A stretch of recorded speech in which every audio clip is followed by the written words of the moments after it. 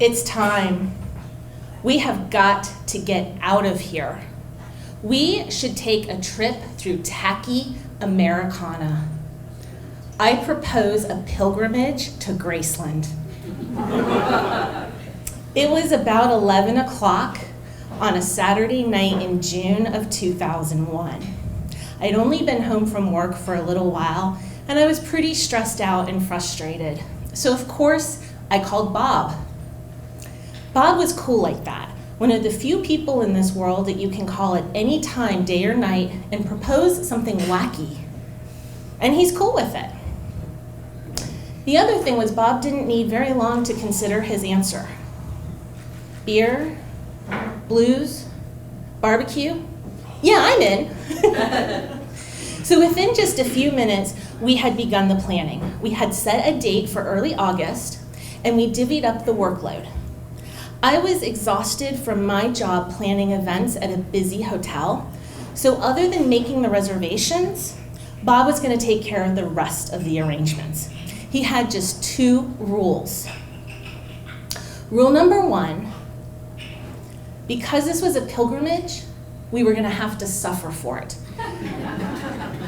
Therefore, we would have to make the 700-mile trek by car.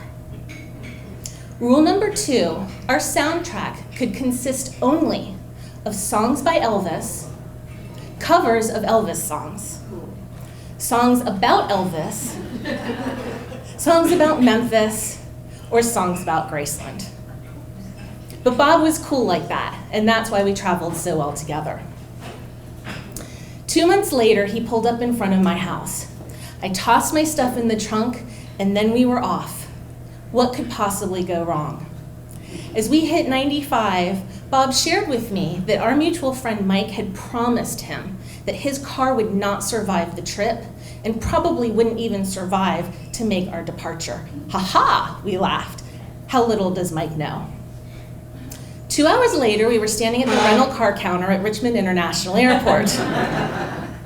At that moment, Bob agreed to cover 100% of the rental car costs with just one condition.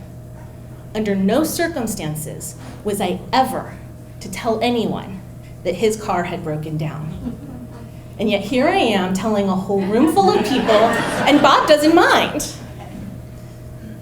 But also he doesn't know. But he's cool like that.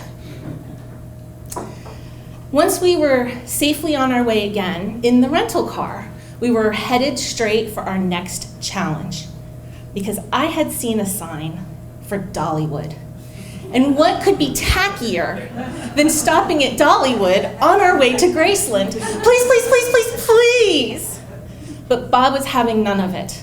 He was absolutely never stopping at Dollywood. He's not cool like that. So our argument still in the rearview mirror, we finally made it to our hotel. We dropped our stuff and we headed out to Beale Street. In the midst of our argument of the merits of dry rub versus sauce, we discovered something magical about Memphis. As we were paying our tab, our waitress asked us if we would like a Go Cup. Because in the world of Memphis, you can take your beer out of the restaurant and down the street with you. Next thing you knew, Bob and I were ordering drinks we didn't even want, just for the pleasure of walking around with them. The next day, we woke early so that we could finally reach our destination, Graceland.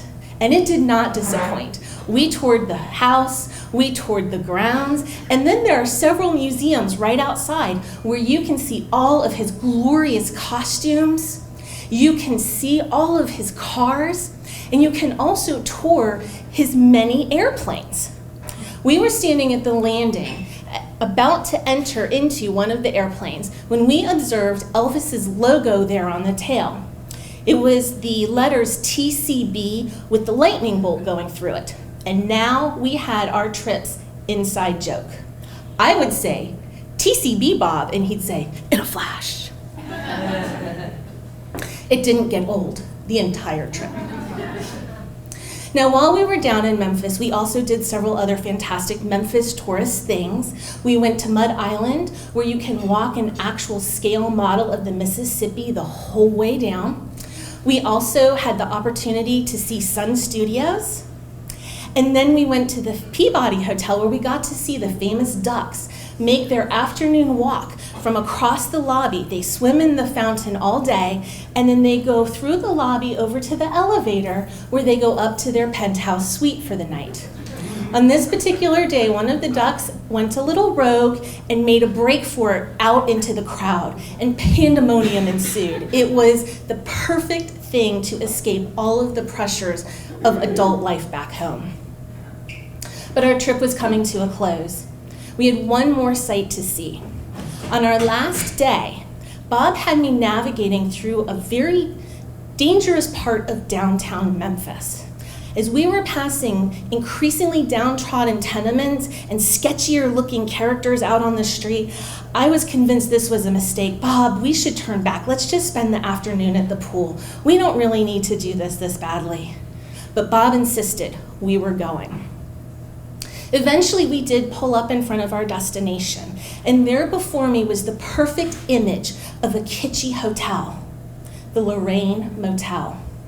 This hotel has a room inside of it that is perfectly preserved to look exactly as it did on the day that Dr. Martin Luther King Jr. stayed in the hotel and was shot. After you tour the room, you can go to the building next door, which is the Civil Rights Museum. They have a whole world of interactive exhibits that allow you to experience the history of our civil rights, not only here in this country, but also the civil rights of women and children around the world.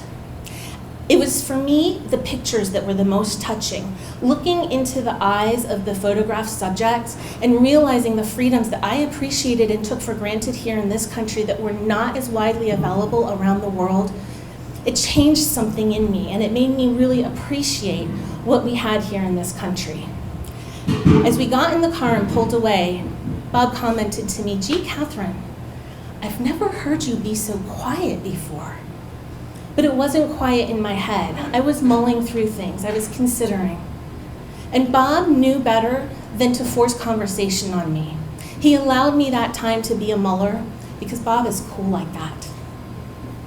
The next morning we got up and we hopped in the car and headed for home. As we passed Dollywood, I realized I had completely lost my appetite for going there and also for arguing with Bob about it.